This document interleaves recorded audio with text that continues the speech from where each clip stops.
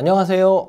프라임 이민법인의 이원구 미국 변호사입니다. 오늘은 지인 방문, 가족 여행 또는 업무상 출장 등 단기간 미국을 방문해야 하는 경우 고려할 수 있는 이스타와 B1, B2 비자에 대해 설명드리고자 합니다.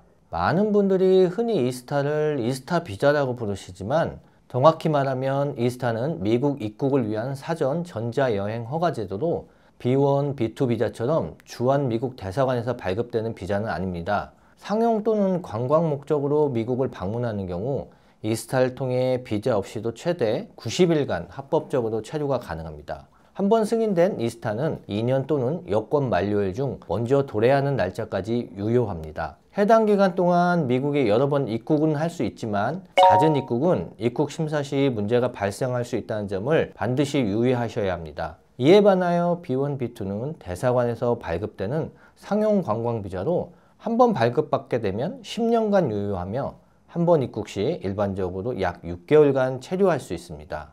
일반적인 관광이나 업무상 출장은 대체로 90일 이상 체류할 일이 드물기 때문에 이스타만으로도 충분한 경우가 많습니다.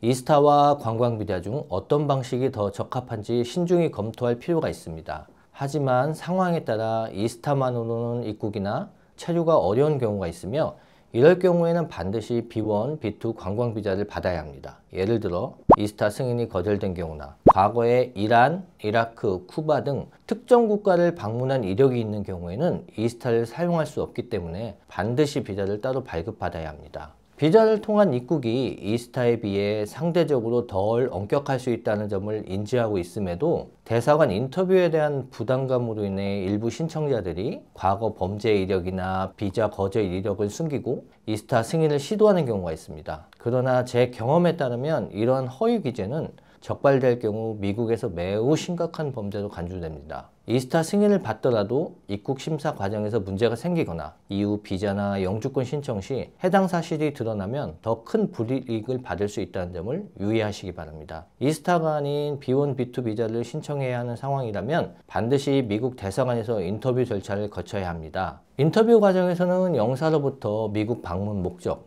현재 국내 거주지 및 직업 상황 등에 대한 질문을 받게 되며 DS-160에 기재된 정보와 인터뷰 답변을 바탕으로 영사가 비자 승인 여부를 결정합니다. 영사는 신청자의 전반적인 상황을 고려하여 비자 발급이 적절하지 않다고 판단할 경우 비자 발급을 거절할 수 있습니다. 따라서 관련 서류와 인터뷰 준비를 철저히 하시는 것이 중요합니다. 많은 분들이 상담 중 자주 문의하시는 내용 중에 하나는 과거 범죄 기록에 음주운전, 벌금형, 기소유예 등이 있는 경우 미국 비자 신청에 어떤 영향을 미치는지에 대한 부분입니다. 과거 범죄 이력이 있는 경우 해당 범죄의 유형과 처벌의 경중에 따라 비자 신청 시 요구되는 절차와 제출해야 될 서류가 달라질 수 있습니다.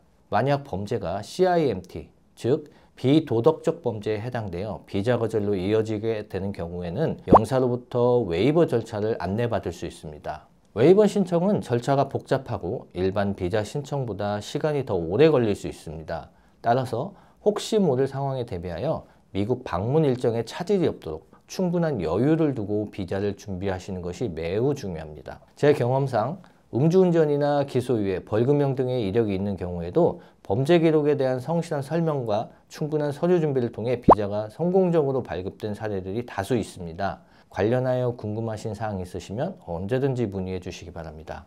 최근 조지아주에 위치한 한국 공장에서 발생한 이민 단속 이후 이스타 또는 B1, B2 비자를 이용한 출장은 과거보다 훨씬 더 신중한 접근이 요구됩니다. 원칙적으로 이스타와 B1, B2 비자는 회의 참석, 미팅, 계약, 협의 등 비상업적인 비즈니스 활동을 위한 단기 체류 목적에 적합한 제도입니다. 그러나 실제로는 출장자의 업무 범위가 이 비자의 허용 한계를 초과하는 경우가 적지 않으며 이로 인한 문제 사례들이 지속적으로 제기되고 있는 상황입니다. 실무적으로 단순한 현지 직원 교육을 넘어 출장자가 직접 장비 설치 등 실질적인 현장 업무에 참여해야 하는 사례가 증가하고 있음에도 불구하고 이러한 활동이 비자 규정 내에서 허용되는지에 대한 명확한 기준이 없어 많은 혼란이 이어져 왔습니다. 다행스럽게도 최근 한미 비자 워킹그룹 회의를 통해 미국 측은 전자여행 허가제, 이스타를 이용한 입국 시에도 B1 비자 소지자와 동일한 상용 목적 활동이 가능하다는 점을 확인하였습니다. 또한 한국 기업의 대미 투자 과정에서 수반되는 해외 구매 장비 설치, 점검, 보수 등의 활동에 B1 비자를 활용할 수 있다는 점을 재확인하였으며 B1 비자 관련 명확한 가이드라인을 향후 논의할 예정이라는 보도도 있었습니다.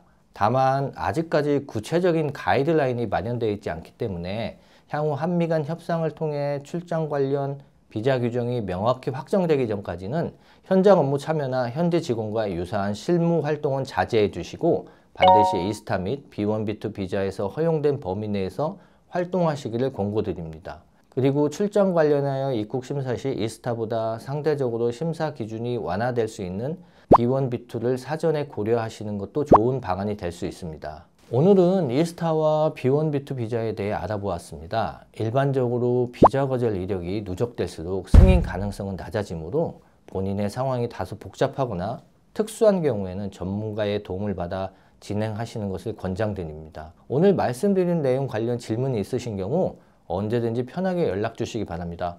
감사합니다.